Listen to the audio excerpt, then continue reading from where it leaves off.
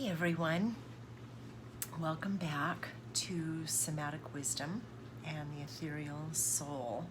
And I just want to talk briefly about the book. So I mentioned in my last video that I would talk a little bit, the first two videos were about kind of the introduction about who I am and how I got here and how I decided to do a educational channel on YouTube.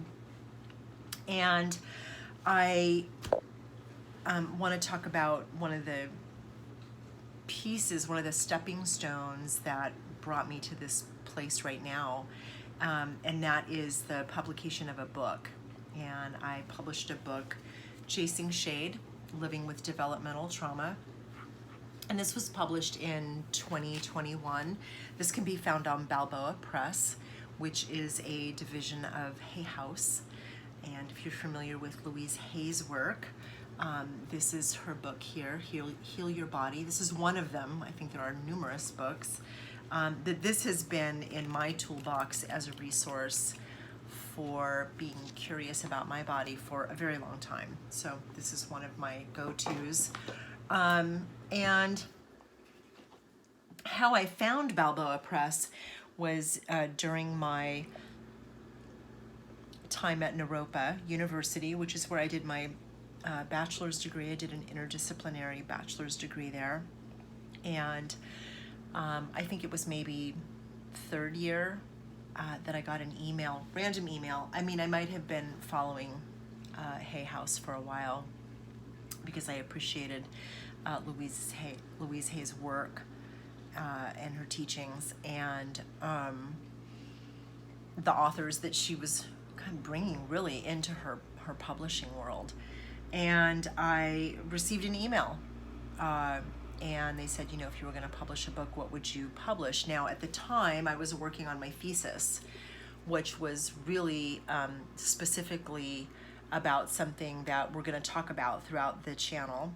I will tell you right now that it is, we're going to be touching on trauma, and I am going to talk a little bit about trauma right now. So if that's difficult for you, you may want to pause the video. And I am trying to get captions up so that at some point, if you wanted to follow along with what I'm saying, that you would be able to follow with the audio off and then read the captions. Sometimes that's easier for me. I don't want to speak for everybody else, but sometimes it's easier for me to just read what's happening rather than to auditorily take in what's being talked about, because sometimes that triggers me into an uncomfortable situation, like really a trauma response. So I'm going to work on that. That's user error, and I apologize for that if captions are not coming up.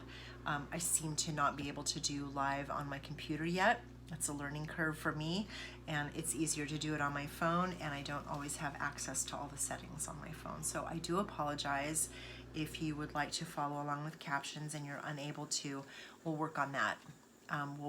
You are welcome to email me directly if you have questions. etherealsoul2003@gmail.com. And that's ETHEREAL soul, SOUL 2003@gmail.com. And hopefully that's also on the YouTube page. If it's not showing up yet, drop a comment. We'll get it figured out. Again, big learning curve for me, and just one video at a time. We're getting it sorted out. So trauma. So my thesis was about what is most often referred to as complex PTSD. Relational trauma is also another term that is used. Bessel van der Kolk uses a term that actually sums it up for me quite well. And that term is developmental trauma. And the reason it really landed so powerfully with me is because a lot of the events that lived in my body for a very long time happened during formative developmental years during my childhood. And so because I was working on my thesis at Naropa University in Boulder, Colorado, that was the topic that I chose when I filled out the survey for Balboa Press, and I got a call immediately from one of the staff members at Balboa Press about this particular topic, and she shared a personal story with me and indicated that, you know, honestly, the personal narrative, the anecdotal story and lived experience around these types of things, trauma, traumatic events, childhood trauma, were not in the mainstream. Most of it was researchers, scientists, counselors, professionals working in the field. And I could name drop, but I won't, because I think, you know, if you're here, you may have some understanding. If you don't, there will be more resourcing available for you. And I'm not here to, you know, I will poke holes in some stuff as we move along in this educational journey. But for me, I think I'll just skip that part. I think really what I want to say is that she made it really clear that it was important that I share that story. And of course, this was 10 years ago. This was a decade ago. We're seeing more of this now. The most common stories about events that took place in childhood or traumatic experiences throughout a childhood, whether it's acute or chronic, cumulative, are from people who are already in the mainstream. They already have a name. They're visible in the public eye, and so their stories are highlighted most frequently, most often. And for those of us that are not famous and don't have a name for ourselves, our stories aren't heard. They aren't seen. And so I tabled that conversation with Balboa Press, finished my thesis, graduated in 2015, and sat on that for 5 years until 2020. I happened to have a lot of time in 2020. I happened to have a little bit of money in 2020. And I went ahead and bought a publishing package through Balboa Press and decided to go ahead and publish the book. The invitation from Balboa Press was to leave out the science and the research and to just speak from the heart, to just share, and not to minimize that, but to separate the science and the research from the anecdotal. And so I strived diligently. It was very hard not to do that or to leave out the science. It was very hard to just focus on the anecdotal. But I did that. And in 2020, there were a lot of other things happening, a lot of big global events taking place. And there were a lot of, there was a lot of social strife, especially here in California, in Southern California.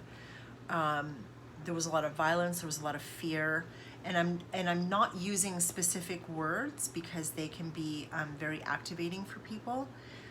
And so the goal here is not to re-traumatize or activate, but just to try to stay engaged with the material. And so I'm going to avoid certain words when I possibly can. So in 2020, 2021, I spent the majority of that time revisiting the book, my thesis. It had already been broken up into chapters. I'd already had titles for the chapters.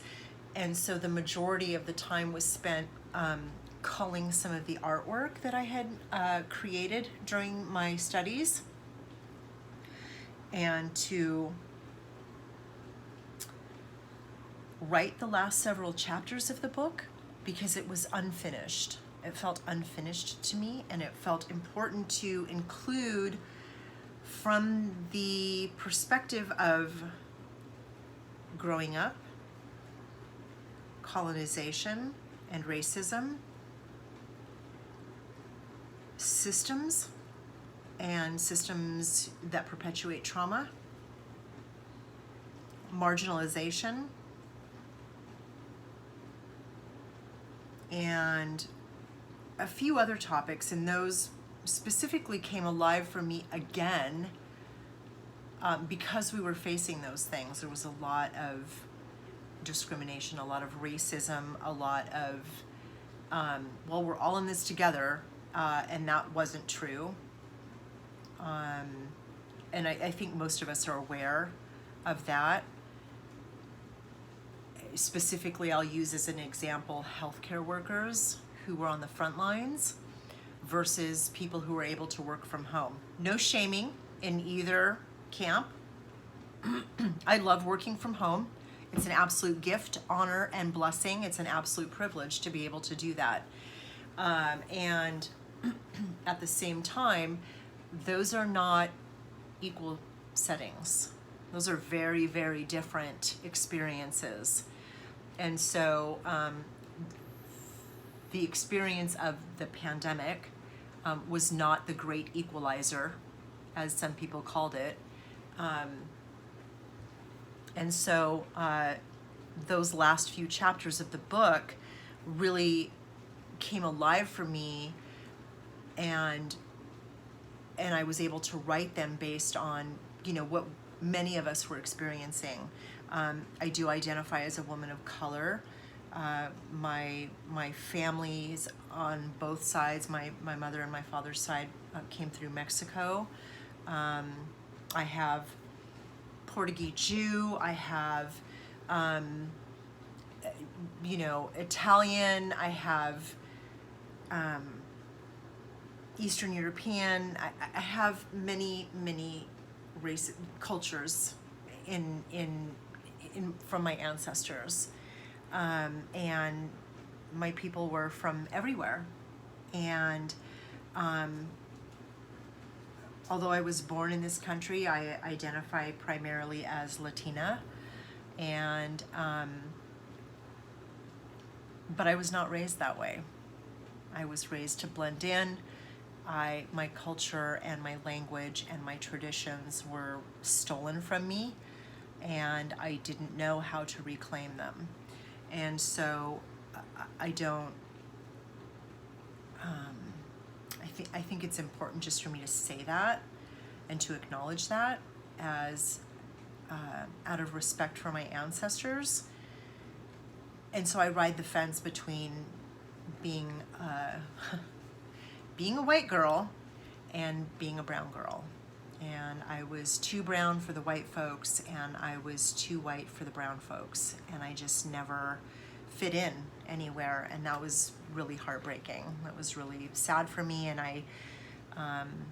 there were a lot of other factors about why I didn't just stand up and claim that as an adult, but I did not, and that was a choice that I made, and I've paid for that in a lot of ways, identity-wise. And so, you know, stepping back a little bit and looking at what was happening in 2020 and 2021, and really being able to take what was important from that time period as it related to developmental trauma, and including those chapters in the book, because it wasn't just about what was happening for me. It's about a system, many systems of oppression and discrimination and racism and violence and abuse. And so it was important for me to include that in the last chapters of the book. And that took some time. That took some time to write. I'm sure I've made mistakes. I didn't have an editor. I didn't have anybody that I could have look at this. I wanted somebody to look at this, and they were unavailable. And I felt like they would be a really good, a really strong voice in being able to examine this with a really keen eye. But I was unable to collaborate with them. So, and there was a little bit of pressure from the publisher. You know, they want their stuff, even though I'm the one paying for it. They're like, you know, come on, just show me what you got. What do you have? What's going on there? And so I just coughed it up. I was like, okay, fine. I'm just gonna send it to you. I'm just gonna send it to you. And so in 2021, the book was published, and you know, I don't see a lot of royalties for this. I would be very mindful about who you publish with and look at your contract. I did look at my contract very, very carefully. It was not about money. My journey and my experience at Naropa was for me. It was for healing. It was a journey of transformation, and I had that. And again, that information will be shared across the platform of Somatic Wisdom and the Ethereal Soul as we examine and jump into the juiciness of embodiment and what that looks like for individuals, and different lenses of embodiment, different options that are available for people. And I may or may not share, depending on my experience, what that has been like for me. And so, you know, I just want to bring it back to how I got here, and that is, you know, my journey was for me up until the time I graduated, and unfortunately a bunch of other things happened. But with the book, much like this channel, it really is about sharing the information. For me, the book was about sharing what it's been like up until that point, and I was 50 something, 56, 2020, we'll say 2020, 56, 57, 2021, and what it was like to live up until that point, trying to dig out from the impact of developmental trauma. And so that's what the book is about. The channel now, YouTube channel, really is about just sharing the wisdom and the education about all of these fantastic platforms that we can utilize to become more embodied. What does it mean to be embodied? We'll talk about that. What are the platforms that you're talking about, Valencia? We're going to talk about those too. The goal is to bring in guests, people who are steeped in their traditions, people who are practicing certain traditions, not just as teachers, but this is my everyday practice, people who do both, what works, what doesn't work. For some people it works, for some people that one doesn't work. Really just, you know, a wide variety of voices, practitioners who are working with clients using different methods, CBT, art therapy, EMDR, all the things. And specifically, you know, EMDR, because we are talking about an embodied practice, right? EMDR has some very physical, physiological aspects to it. CBT, very interesting. Not so much, but it is still a very interesting method. It is still a very interesting approach. And so, you know, even the ones that maybe aren't an embodied practice, I think it's important to be able to look at those from an embodied perspective, or from the perspective of an embodiment practice. And what's missing? You know, we're not just going to be focusing on the great stuff. We're going to be looking at other things too that we think maybe aren't so great. Talk therapy is one of them. I'm going to be poking holes in all kinds of stuff because that's what I do. That's what I love to do. And I want to hear the controversy. I want to hear the conversations. I want to see questions. I hope that you'll share questions that you'll ask in the comments, or that you'll, you know, email me. I have a co-host who will be doing an introduction soon, and I have a long list of guests that I would love to be bringing in here soon. And if you know of somebody that you would like to see be a part of this educational platform, please send that information to me, because I certainly would love to be able to have a variety of voices on this channel educating. I'm not familiar with Vedic practices. I know some about yoga. I've looked at some things. I've read a bunch of stuff. But what I've read has been mostly from a spiritual practice, a spiritual perspective, and not so much from the embodiment. Although with yoga and Vedic practices, it's very hard to just kind of separate that. It's all very much intertwined. And the same is true for counseling, CBT. I pulled out of my master's program in counseling and somatic counseling. And that will be talked about more too as we move along through this educational platform and container. And I'm really excited about this. The goal will be to stay focused on healing practices, embodiment practices, what works, what doesn't. But there will be some controversy that's going to come up. If you're talking about developmental trauma and you're talking about maybe mental health as an aspect of developmental trauma and the manifestation of developmental trauma as an adult, and what do people do?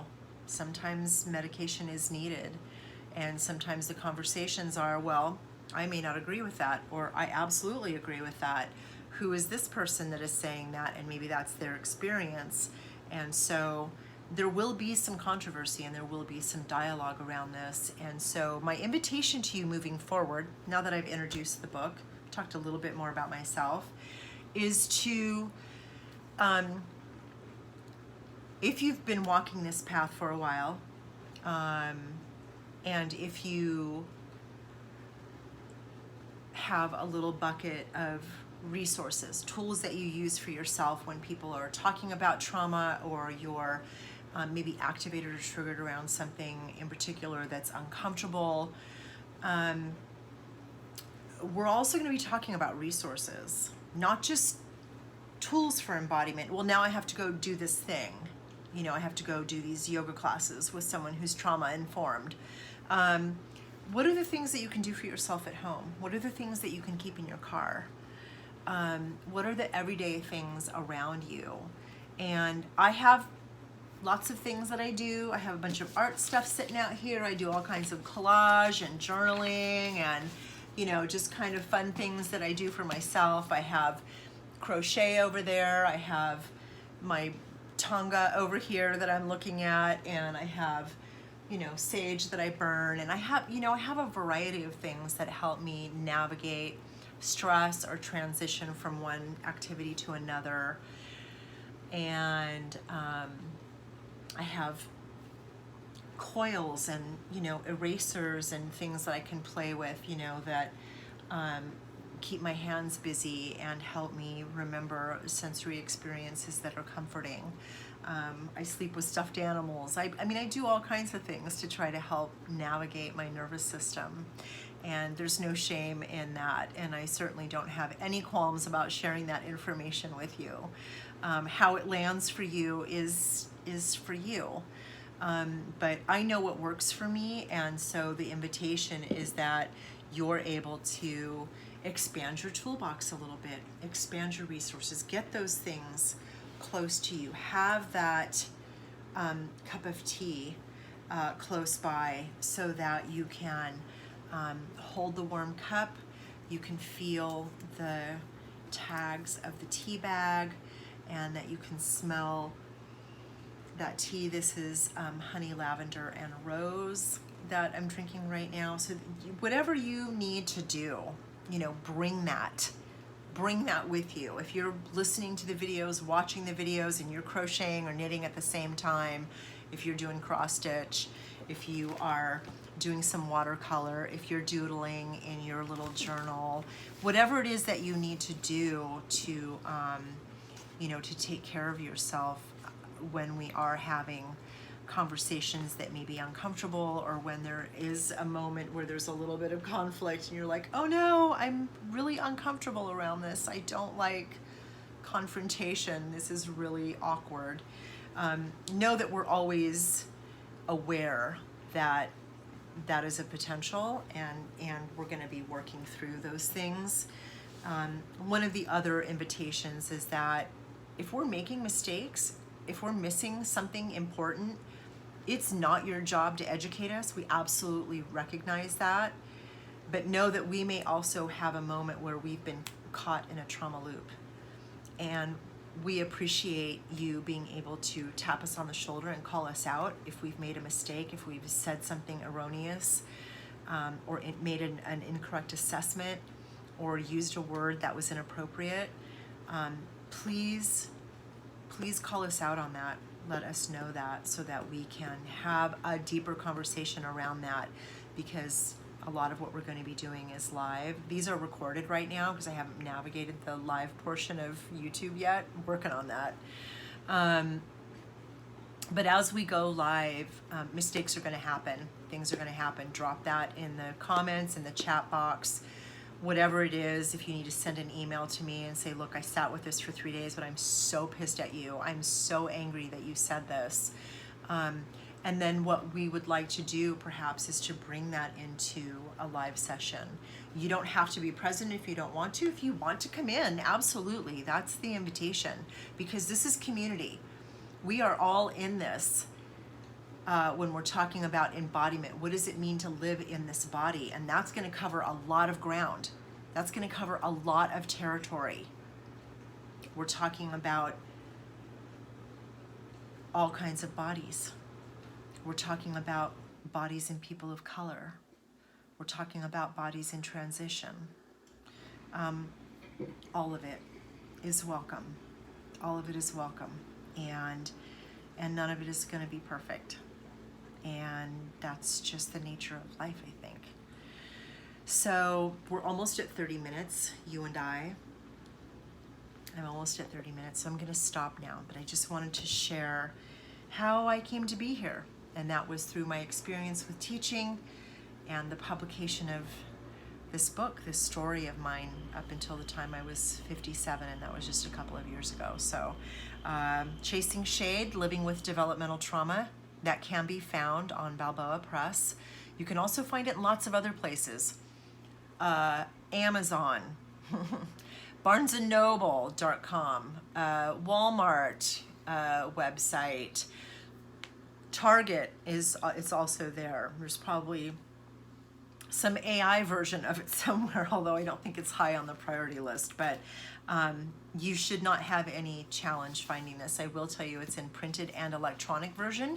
The electronic version is a little less expensive than the printed version, and both versions have the art that I have made. Some of the art, not a lot, but there were a limited amount of images I was allowed to include, and so those are in there. So they are in both the printed and the electronic version. The cover is in black and white because that drawing was in black and white. That was a pencil sketch, but there is some quite a few images in color. So I thank you for taking time to view this, and I hope that you will throw all your questions in the comments, that you will email me. You're welcome to do so, and whatever form. If you want it to be anonymous and you email me, you just tell me that, hey, here's the thing, it's anonymous, don't be calling me out, and I absolutely can maintain your confidentiality and your anonymity. I'd be happy to do that. So thank you so much, and I'm really looking forward to this journey with you and with everybody that we bring in. There will be more. I'm tinkering with the idea of a website to link up all of the resources, to link up the thesis. If I can't get it here on YouTube, then that's what we'll be doing. So I look forward to more with you, and I hope that you are well on this Saturday evening in September as we wind up this month. And take good care, and I look forward to seeing you again very soon.